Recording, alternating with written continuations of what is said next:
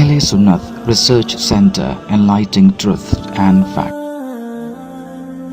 Affiliated with As-Sayyid Muhammad Ashraf Darul Tahqiq wa Tasneef. قربانی کرنے کے 3 دن ہے یا 4 دن؟ وہابی مولوی ایڈوکیٹ فیض صاحب کا دعویٰ ہے کہ قربانی 4 دن ہے اور دلیل میں انہوں نے مسند احمد کی حدیث پیش کی۔ ایڈوکیٹ فیض صاحب کی دلیل سنتے ہیں۔ قربانی جو کتنے دن کر سکتا ہے انسان؟ نبی اکرم صلی اللہ علیہ وسلم کی واضح حدیث آپ نے فرمایا، اور حدیث کے الفاظ اس طرح سے آپ نے فرمایا جو مسند احمد کی روایت ہے، کل ایام تشریق ذبح، تمام ایام تشریق ذبح کے دن ہیں۔ ایام تشریق کتنے ہوتے ہیں؟ 10 ذی الحجہ کو کہتے ہیں یوم النحر عربی میں، یوم نحر مطلب خون بہانے کا دن۔ ایام تشریق اس کے بعد کے 3 دن ہوتے ہیں، 11 ذی الحجہ، 12 ذی الحجہ اور 13 ذی الحجہ، ٹھیک۔ 10 ذی الحجہ کو کہتے ہیں یوم النحر، اور ایام تشریق کا معنی ہوتا ہے کھانے پینے کے دن، ٹھیک۔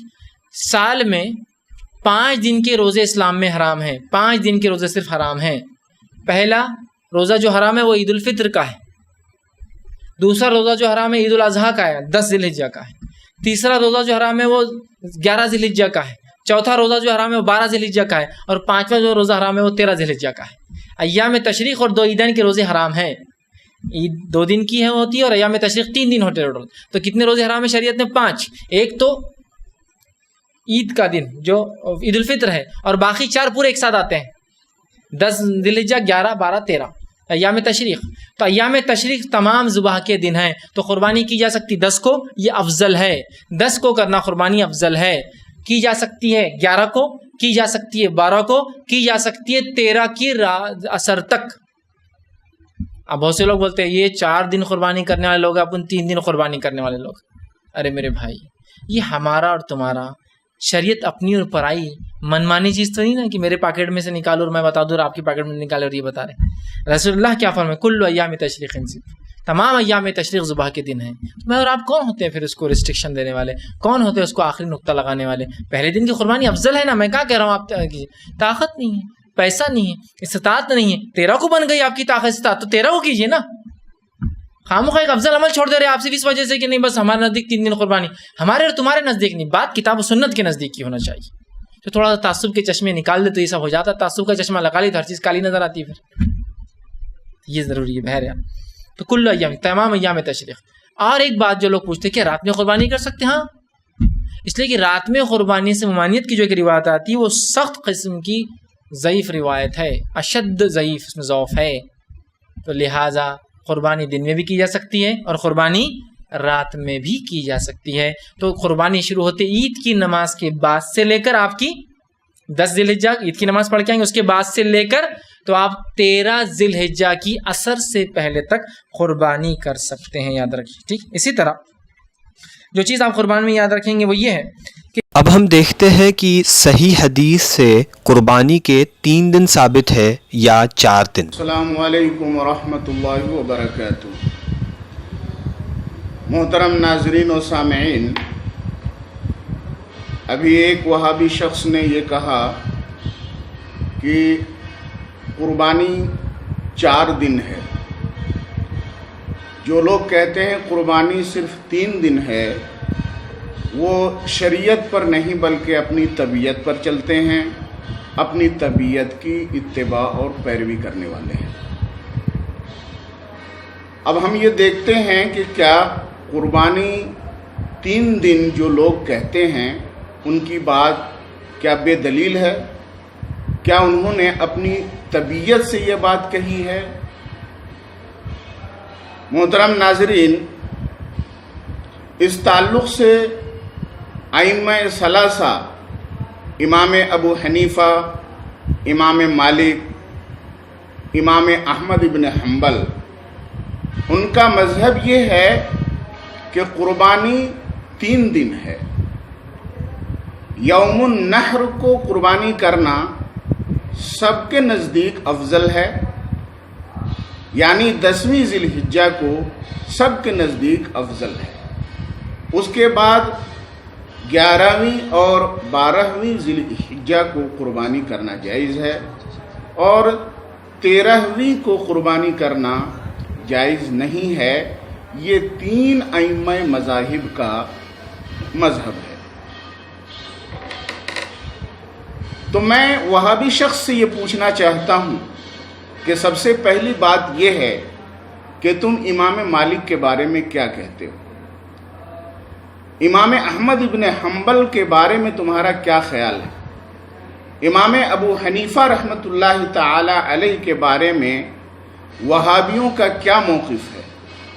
کیا یہ حضرات اپنی طبیعت پر عمل کرنے والے تھے؟ شریعت کے مقابلے میں اپنی طبیعت کو ترجیح دیتے تھے؟ میں یہ بتاتا ہوں، سنو، امام ابو حنیفہ، امام احمد ابن حنبل اور امام مالک رحمۃ اللہ تعالی علیہم اجمعین کے نزدیک جو 3 دن قربانی ہے یہ بے دلیل نہیں ہے، بلکہ اس تعلق سے صحیح احادیث موجود ہیں۔ چنانچہ السنن الکبریٰ للبیہقی میں اور موطأ امام مالک میں حضرت عبداللہ ابن عمر رضی اللہ تعالی عنہما سے مروی ہے، فرماتے ہیں الاضحیٰ یومان بعد یوم الاضحیٰ، قربانی یوم النحر کے بعد 2 دن ہے۔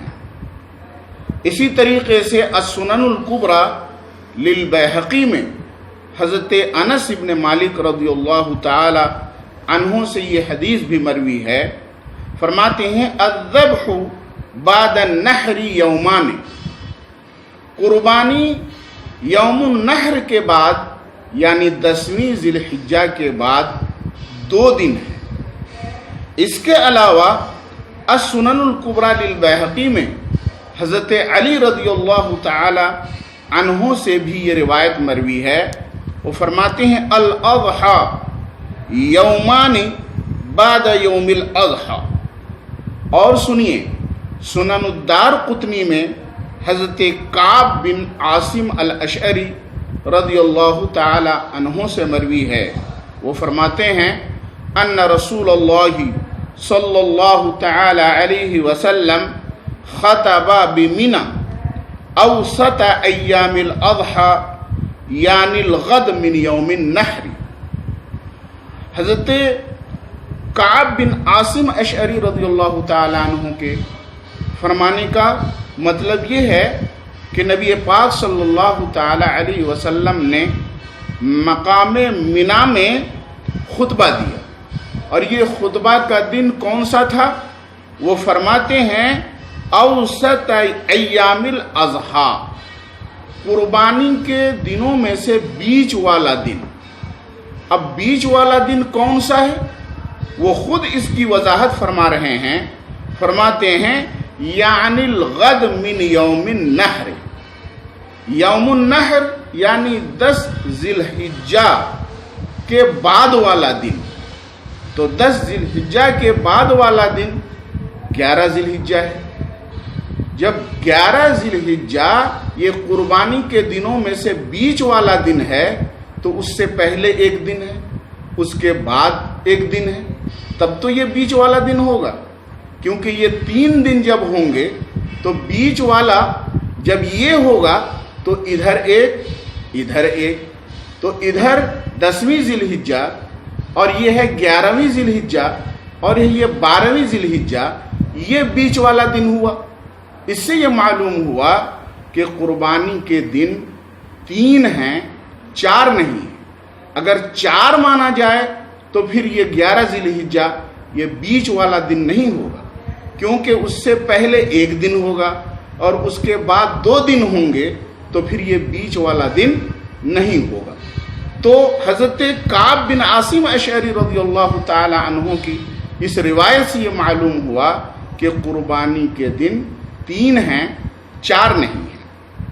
اب وہابی شخص نے اپنے دعویٰ کے ثبوت میں جو مسند احمد ابن حنبل کی حدیث پاک پیش کی ہے، اس سے ان کا دعویٰ قطعاً ثابت نہیں ہوتا ہے۔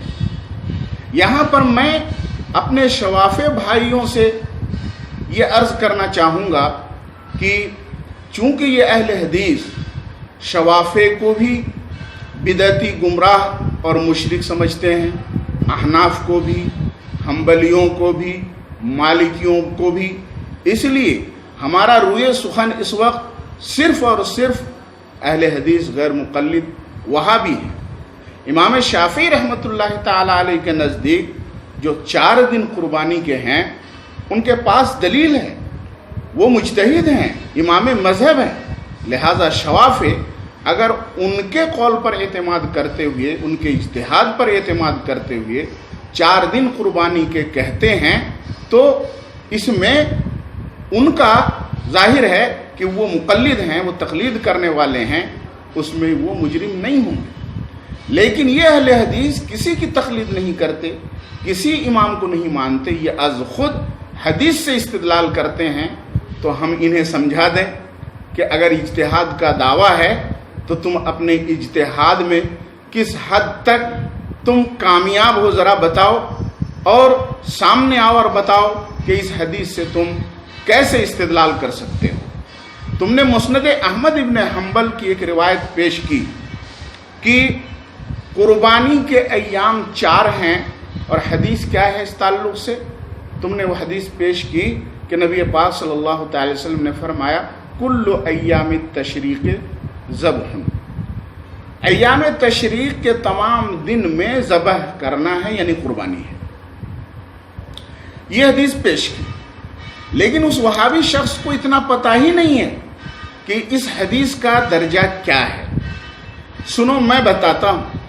मुस्नद अहमद इब्न हम्बल की ये रिवायत सिर्फ हज़रत जुबैर बिन मुतइम रदियल्लाहु ताला अन्हु से मरवी है, और हज़रत जुबैर बिन मुतइम से इस रिवायत को ज़िक्र करने वाले, नक़ल करने वाले एक रावी हैं सुलेमान बिन मूसा।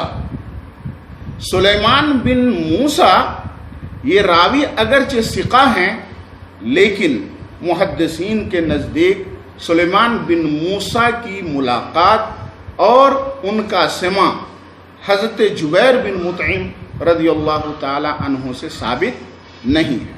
चुनांचे इमाम बैहक़ी ने इरशाद फरमाया सुलेमान बिन मूसा लम युदरिक जुबैर इब्न मुतइम, सुलेमान बिन मूसा ने हज़रत जुबैर इब्न मुतइम का ज़माना नहीं पाया, उनसे मुलाकात नहीं की। हज़रत जुबैर बिन मुतइम रदियल्लाहु ताला अन्हु की वफ़ात सन 58 या 59 हिजरी में है, और सुलेमान बिन मूसा की पैदाइश गालिबन 47 या 46, मुख्तलिफ रिवायत है। तो जाहिर है कि अगर मुलाकात साबित होती तो मुहद्दिसीन इसको ज़िक्र करते। मुहद्दिसीन तो ये फरमाते हैं कि उनसे मुलाकात ही साबित नहीं है और समा भी साबित नहीं है। सिर्फ यही नहीं, बल्कि इमाम बुखारी तो यहाँ तक फरमाते हैं लम युदरिक सुलेमानु अहदम मिन अस्हाबिन नबी सल्लल्लाहु ताला अलैहि वसल्लम, कि सुलेमान बिन मूसा ने किसी सहाबी से मुलाकात नहीं की है। ये इमाम बुखारी का कौल मैं नकल कर रहा हूँ। ये इत्माम हुज्जत के लिए, चूँकि अहले हदीस गैर मुक़ल्लिदीन इमाम बुखारी के हर कौल को हुज्जत समझते हैं, इसलिए उनके लिए मैं ये कह रहा हूँ कि जब इमाम बुखारी ये फरमाते हैं कि सुलेमान बिन मूसा ने किसी सहाबी से मुलाकात नहीं की है, तो जाहिर है कि जब हज़रत जुबैर बिन मुतइम से सुलेमान बिन मूसा की मुलाकात ही साबित नहीं है, तो उन्होंने ये हदीस हज़रत जुबैर बिन मुतइम से सुनी ही नहीं। जब ये हदीस नहीं सुनी है तो बीच में रावी साकित है, और जब बीच में रावी साकित हो गया तो ये हदीस मुनक़ते हो गई, और हदीस मुनक़ते ज़ईफ़ है, और अहले हदीस गैर मुक़ल्लिदीन के नज़दीक ज़ाहिर है कि वो हुज्जत नहीं हो सकती। तो जब ये हदीस ज़ईफ़ है, मुनक़ते है, तो ये हुज्जत और दलील कैसे बन सकती है? सिर्फ यही नहीं, बल्कि इस हदीस के एक रावी और हैं जो अब्दुर्रहमान बिन अबू हुसैन से मारूफ हैं। अब्दुर्रहमान बिन अबू हुसैन ने भी इस हदीस की रिवायत हज़रत जुबैर इब्न मुतइम रदियल्लाहु ताला عنہ سے کی ہے۔ محدثین ان کے بارے میں بھی ارشاد فرماتے ہیں کہ عبد الرحمن بن ابو حسین کی بھی ملاقات حضرت جبیر بن مطعم رضی اللہ تعالی عنہ سے ثابت نہیں ہے۔ یہ ہمارا دعویٰ ہے کہ یہ حدیث ضعیف ہے، یہ حجت نہیں بن سکتی ہے اگر غیر مقلدین وہابی اگر اس حدیث سے یہ استدلال کرتے ہیں کہ قربانی کے دن 4 ہیں، یعنی 4 دنوں تک قربانی کی جا سکتی ہے، ایام تشریق سارے کے سارے قربانی کے دن ہیں، اگر وہ دعویٰ یہ کرتے ہیں تو انہیں یہ چاہیے کہ جو صحیح احادیث ہم نے پیش کی، حضرت عبداللہ ابن عمر رضی اللہ تعالی عنہما کی، حضرت انس بن مالک رضی اللہ تعالی عنہ کی، حضرت علی رضی اللہ تعالی عنہ کی، یہ سب کے سب صحابہ کرام یہ فرماتے ہیں کہ قربانی 3 دن ہے، یعنی 10 ذی الحجہ کے بعد صرف 2 دن کی قربانی ہے۔ یہ صحیح حدیثوں کے مقابلے میں اس ضعیف حدیث کو کیسے قبول کیا جائے گا؟ اگر تمہارے نزدیک 4 دن قربانی کرنا جائز ہے تو جس طریقے سے 3 دن قربانی کے ثبوت پر صحیح حدیثیں ہیں، ویسے ہی تم کوئی صحیح حدیث لے کے آؤ تو پھر ہم یہ تسلیم کر لیں گے۔ وہابی شخص نے یہ بھی کہا کہ رات میں قربانی کرنا بلا کسی کراہت کے جائز ہے، حالانکہ تمام ائمہ مجتہدین کے نزدیک رات میں قربانی کرنا مکروہ ہے، بلکہ امام مالک رحمۃ اللہ تعالی علیہ تو یہاں تک فرماتے ہیں کہ رات میں قربانی کرنا جائز ہی نہیں ہے۔ اس شخص نے یہ کہا، وہابی شخص نے، کہ اس تعلق سے جو حدیث ہے وہ شدید ضعیف ہے، منع کی حدیث اشد ضعیف ہے۔ تو اشد ضعیف ہے وہ کون سی حدیث ہے؟ ذرا پیش تو کرتے، بتاتے تو کیوں ضعیف ہے؟ صرف ضعیف ہے یہ کہہ دینا ہی کافی ہو جائے گا؟ تم کو یہ پیش کرنا چاہیے تھا کہ وہ کون سی حدیث ہے اور ضعیف کیوں ہے۔ اہل حدیث کو میرا چیلنج ہے کہ تم یہ ثبوت پیش کرو کہ رسول اللہ صلی اللہ تعالی علیہ وسلم کی کوئی ایک صحیح حدیث ہے جس میں آپ نے فرمایا ہو کہ رات میں قربانی کیا کرو، بغیر کسی کراہت کے رات میں قربانی کرنا جائز ہے۔ اس پہ کوئی صحیح حدیث تم پیش کرو۔ زندگی بھر ایسی کوئی صحیح حدیث تم پیش نہیں کر سکتے۔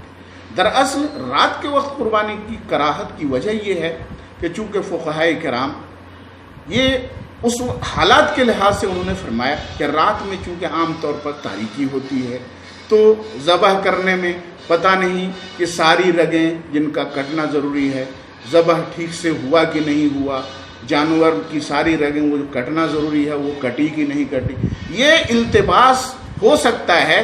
اس لیے فقہا نے یہ فرمایا کہ یہ مکروہ ہے رات میں کرنا۔ لیکن اگر ایسی کوئی صورت نہیں ہو رہی ہے، جیسے آج کل سہولت ہے کہ اور ضرورت پیش آ گئی ہے ایسی، تو روشنی ہے اور کوئی احتمال بھی نہیں ہے، تو ایسی صورت میں کوئی کراہت بھی نہیں ہوگی۔ تو کراہت کی وہ وجہ ہے، اگر مکروہ نہیں ہے بلا کسی کراہت کے جائز ہے، تو اہل حدیث تو ہر چیز پہ صحیح حدیث کا مطالبہ کرتے ہیں، تو ذرا وہ اس پر کوئی صحیح حدیث پیش کریں۔